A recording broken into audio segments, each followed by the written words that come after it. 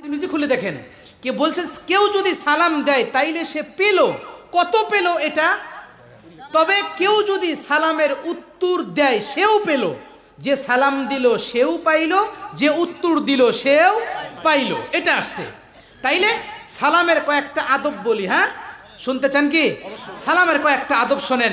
আন আবি হুরায়রা রাদিয়াল্লাহু তাআলা আনহু قال قال رسول الله صلى الله تعالى عليه وسلم, হযরতে আবু হুরায়রা বলেন যে আল্লাহর পয়গম্বর বলেন যে সালামের আদব এক নাম্বার, যেই ব্যক্তি ইউসাল্লিমুর রাকিবু আলাল মাশি, সুয়ারি ব্যক্তি চলন্ত ব্যক্তিকে সালাম দিবে। এক নাম্বার। কয় নাম্বার? একজন ব্যক্তি রাস্তা দিয়ে হেঁটে হেঁটে যায় আর একজন ব্যক্তি গাড়ির উপরে যায়, আল্লাহর পয়গম্বর বলেন তাইলে যে হেঁটে যাইতেছে ওই ব্যক্তিকে, যে গাড়ির উপরে যাইতেছে ওই ব্যক্তি এই হেঁটে যাওয়া ব্যক্তিকে সালাম দিবে। বুঝাইতে পারছি কথা? এক নাম্বার। দুই নাম্বার হলো ওয়াল মাশি আলাল কাঈদি, একজন পাঁচজন মানুষ বসে আছে, এই পাঁচজন মানুষের বৈঠকের কাজ দিয়ে এক আল্লাহর বান্দা চলে যায়। তার মানে ওয়াল মাশি, যেই ব্যক্তি যাইতেছে, যারা বসে আছে এদের সালাম দেওয়ার দরকার নাই, যেই ব্যক্তি যাইতেছে ওই ব্যক্তি বসে মানে বসে থাকা ব্যক্তিদের সালাম করবে। কয় নাম্বার এটা? জোরে বলেন।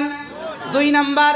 তিন নাম্বার ইউসাল্লিমুস সাগীর আলাল কাবীর, আল্লাহর পয়গম্বর বলেন যে ছোটরা বড়দেরকে সালাম দিবে। ছোটরা কি করবে? বড়দেরকে সালাম দিবে। এখন এই ছোট আর বড় কিছু কথা আছে, কেউ ইজ্জতের দিক দিয়ে বড়, কেউ সম্মানের দিক দিয়ে বড়, কেউ বয়সের দিক দিয়ে বড়। ঠিক বললাম না? বা ঠিক বললাম? কেউ ইজ্জত আর সম্মানের দিক দিয়ে অনেক বড়, কেউ বয়সের দিক দিয়ে বড়।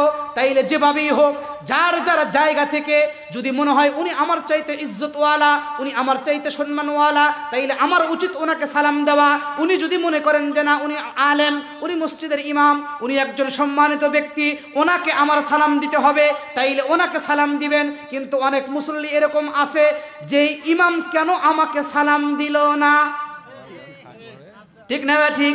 বেতন দিই, টাকা দিই, সব কিছু দিই, খাওয়াই পড়াই, কত কিছু করি, কেন সালাম দেয় না? আল্লাহর বান্দা, আপনি তো ইমাম সাহেবকে 5 বছরে একটা সালামও দেন নাই। কথা বলেন না কেন? এ ধরনের লোক আমাদের সমাজে আছে না নাই? জোরে বলেন, আছে না নাই?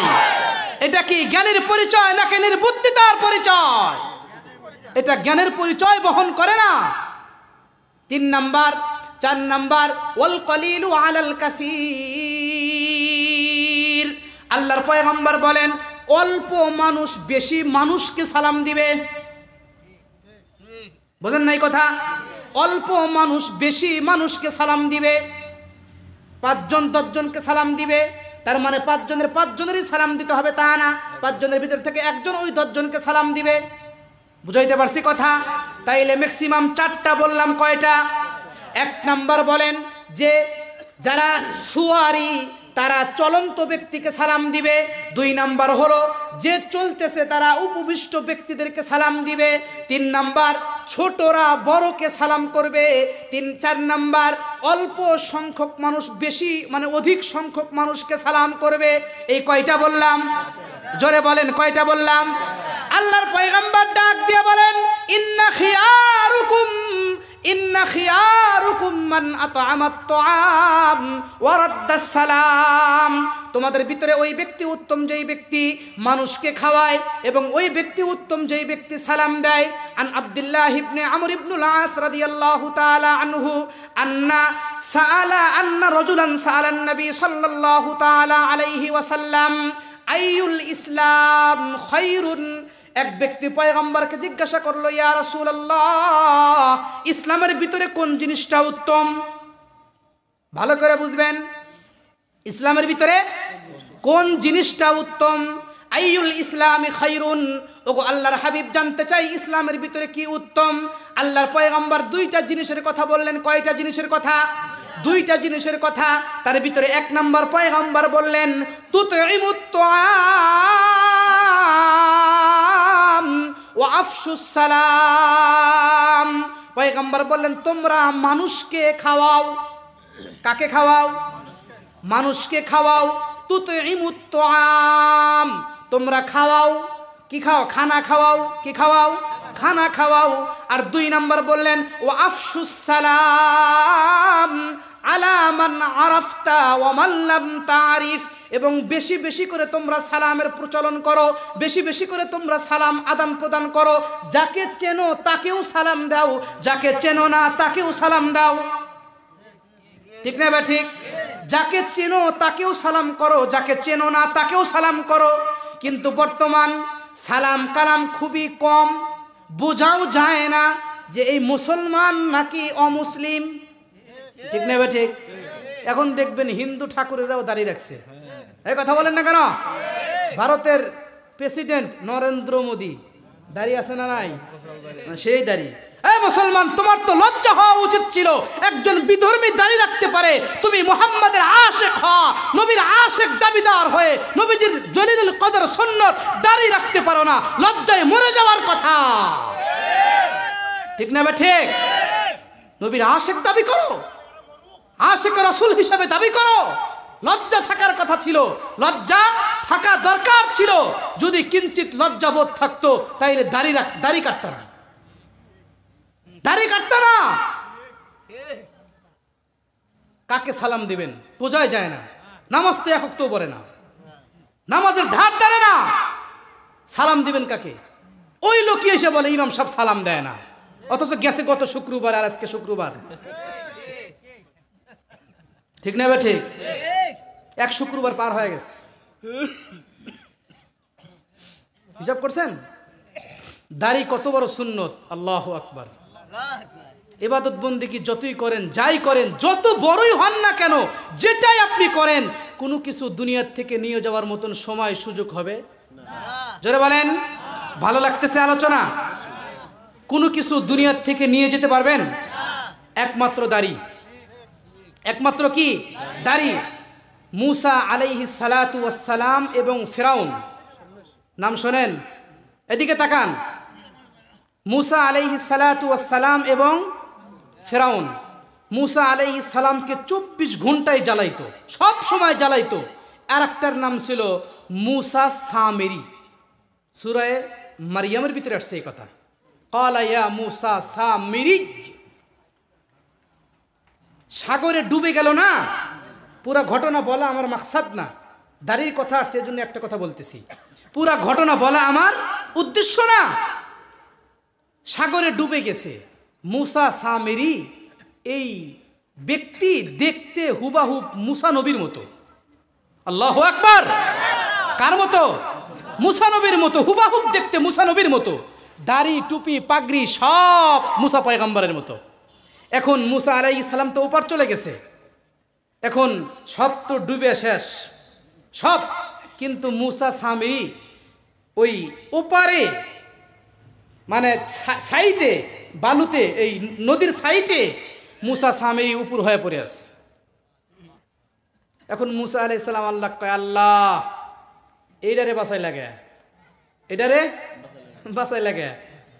কয় ফেরাউন তো মাঝে মাঝে জ্বালাইতো, মাঝে মাঝে ডিস্টার্ব করতো, কিন্তু এটা তো 24 ঘন্টা জ্বালাইতো আমাকে, আরে বাঁচাইলা কেন?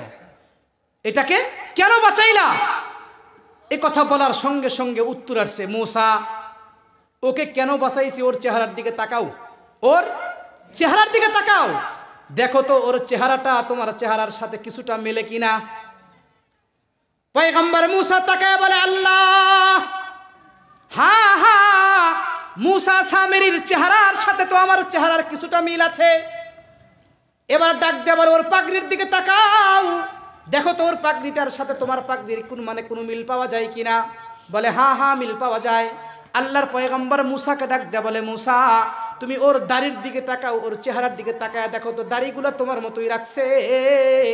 ও মুসা, তোমার সুরত যেই ধরছে, আমি ওকে তোমার এই দাড়ির কারণে আর তোমার সুরত ধরার কারণে আমি আল্লাহ পাক ওকে সমুদ্রের ভিতরে ডুবায়া মারতে লজ্জাবোধ করেছি। এ মুসলমান, একজন নবী হযরত মুসা কালিমুল্লাহ, তার সুরত ধরার কারণে যদি মুসা সামেরি সমুদ্রের ভিতরে নিমজ্জিত হওয়ার থেকে মুক্তি পায়। ও মুসলমান, তোমরা যদি সরকার দু আলম মুহাম্মদ আরবি সাল্লাল্লাহু তাআলা আলাইহি ওয়াসাল্লামের সূরত আর আকৃতি যদি ধারণ করতে পারো, আশা করা যায় আল্লাহ পাক কঠিন কিয়ামতের ময়দানে বেকসুর আল্লাহ পাক খালাস করে দেবে। ঠিক বললাম না বা ঠিক বললাম?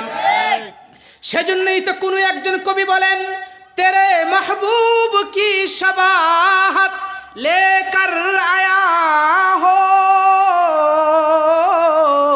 हकीकत उसको कर दे मैं सूरत लेकर आया हो, तेरे महबूब की शबाहत लेकर आया हो, हकीकत इसको कर दे मैं सूरत लेकर आया हो। अल्लाहु अकबर जोरे बोलें। তাইলে দাড়ি কাটা যাবে কি? জোরে বলেন, আরো জোরে বলেন। দাড়ি কাটা যাবে। হযরতে মূসা আলাইহিস সালাতু ওয়াস সালাম গেছে কিতাব আনতে। এই কথাটা না বললে স্বয়ং সম্পূর্ণ হবে না। অনেকেই মনে করেন যে দাড়ি দেখা গেলেই দাড়ি হলো। না না না না না না না না না, অসম্ভব। মূসা পয়গম্বর কিতাব আনার জন্য গেছে, ওনার ভাই হযরতে হারুন আলাইহিস সালাতু ওয়াস সালামকে কওমের জিম্মাদারি দিয়ে গেছে। এটা আপনাদের জানা কি না? জোরে বলেন। কথা বলেন না কেন? জানা কিনা? জোরে বলেন। এ ঘটনা আপনাদের জানা। মূসা পয়গম্বর ফিরে এসে হযরতে হারুন আলাইহিস সালাতু ওয়াস সালামের দাড়ি এইভাবে ধইরা ঝাঁকি দিয়েছিলেন। কোরআনে কারিমে স্পষ্ট আসছে, আল্লাহর পয়গম্বর মূসা আলাইহিস সালাতু ওয়াস সালামের ভাই বলতেছে, ভাই প্লিজ আমার দাড়ি ধইরেন না। মূসা আলাইহিস সালাতু ওয়াস সালাম দাড়ি ধরেছিলেন। হারুন আলাইহিস সালাতু ওয়াস সালাম বললেন, ভাই আমার দাড়ি ধইরেন না। তাইলে দাড়ি ধরতে গেলে কিন্তু দাড়ি এক মুষ্টি হওয়া লাগবে। কথা বলেন ঠিক না বা ঠিক? তাইলে এক মুষ্টি দাড়ি রাখতে হবে। কয় মুষ্টি দাড়ি?